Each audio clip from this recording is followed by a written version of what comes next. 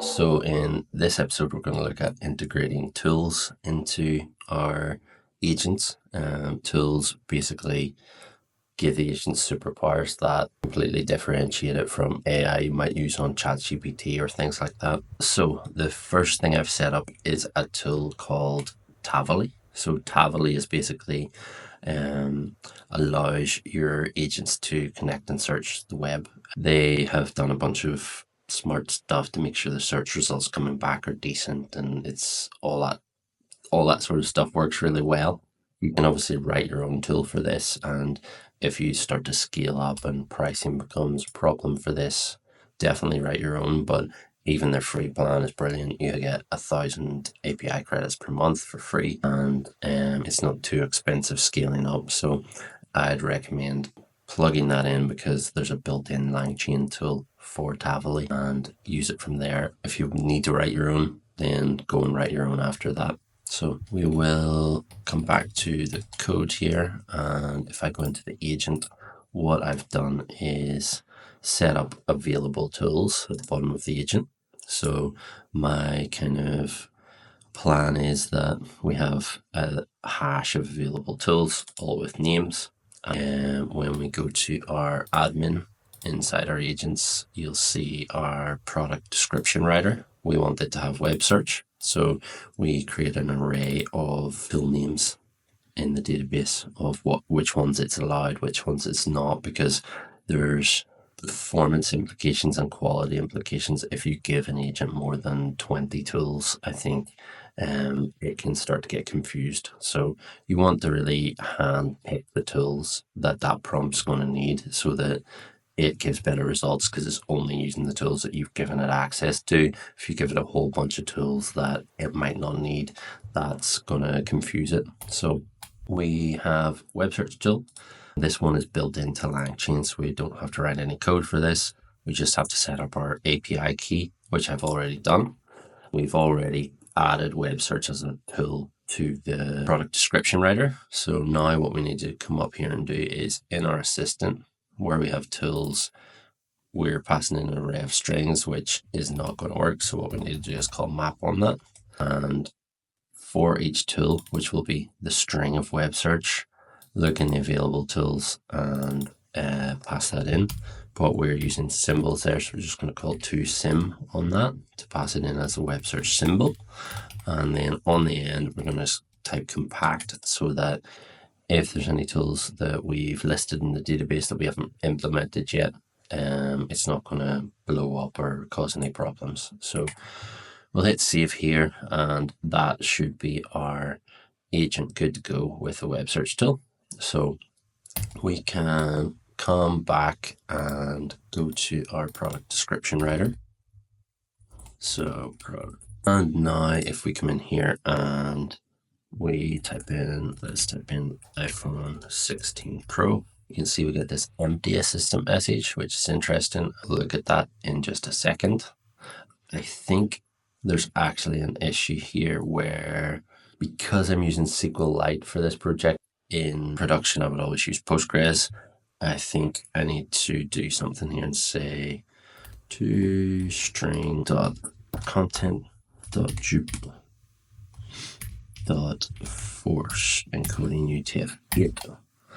And if we come back and let's just try this again with iPhone 16 Pro, and now that's working. So we can see we've got an empty assistant message here, which is interesting, and we'll look at that in a second. We can see we've got tool and the tool results that have come back from Tavily. And then as we scroll down to the bottom, the assistant has come back and given us our product description all written properly. So the tool result is background data. It's not really something we need to see. The assistant as well. If we go to our agent messages and go to the system one, you can see content's empty, but this tool calls array is populated. So we can see it's called off to a tool with Tavily search, provided the arguments of iPhone 16 Pro features and benefits.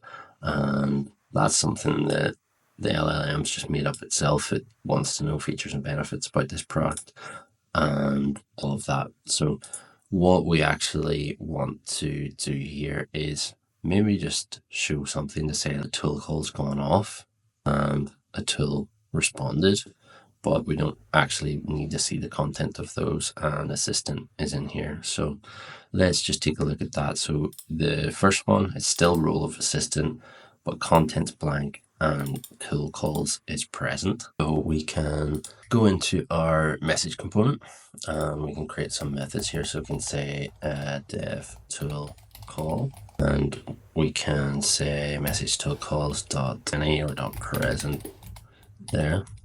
Then we can say, we maybe also want to say content blank, and then we can say tool result, and we can say tool call ID dot present, and content present's fine. The other thing we can do is role is tool. Now I think you might need to extend this a little bit, because I think Claude doesn't just call it tool, it calls it tool call or something like that. So if you're wanting to implement multiple LLMs, you have to be a bit more precise with that stuff. Content as well is message. Or actually, let's just go up the top and do this. So delegate content to message, delegate role to message, and then we can just call role like this. Tool call ID and tool calls will leave on message. Well, let's save. And we can come into our message HTML. So what we can do here is say if tool call or tool result do one thing, I'll show the message as normal. So if it's tool call or tool result, what we want to do is something just a little bit different. Still want our ID here, and maybe we'll just take this ID and wrap everything in a div. So I'll do wrap a div and just paste this ID in on that wrapper. So we can come in here and maybe just give this a class of margin Y 8, text gray 500, text small, text center as well. And then we can put in, if it's a tool call, we'll put in tool called and we'll put in the name of it. So let's say tool call name and tool result name. So let's make those now. So tool call name and tool result name, and the tool is tool calls dot first. And it has a function with a name. So we can come in here and say message tool calls first dig function name, and then tool result. We can come in here to the tool result, and it has call ID, doesn't have a name, so maybe we'll put the ID in here as well. So let's say tool call name is the name and the ID, and we'll do it like this. We've got name and ID, and then tool result we have our tool call. So we'll just say message.toolcall and hit save, and this should now work. So let's go and try this again. So we'll reload and rerun this. So now we get tool called Tavily search, and we've got the tool call ID, and then something blows up. So let's go in and see our logs. So DLSF log development, and let's provide a bit more context. Let's look at the messages here as well, just to see. We got the query coming back, and then something broke. So tool call, I think that's tool call ID. I don't think it's tool call. I think administrate's just simplifying it and removes IDs from the name of fields. So I think we need to do this, and let's try that again. There we go.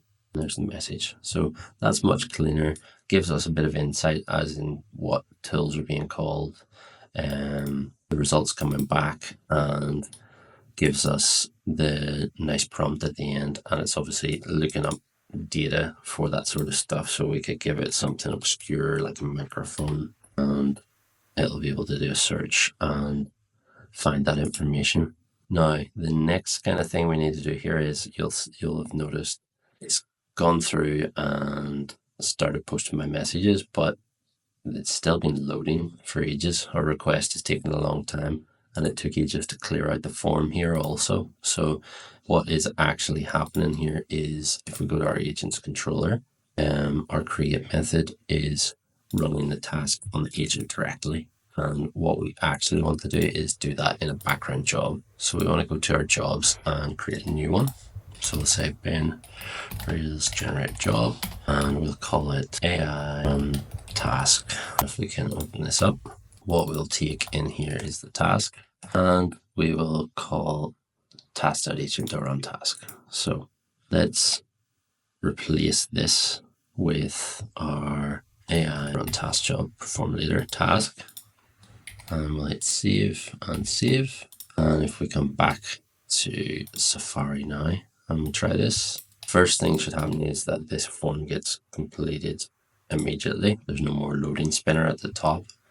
And the next thing that should happen is our job gets processed, but I don't think we're running any jobs. So if I go to profile.dev, we aren't running solid queue. So I need to come in here and add in a worker for solid queue start.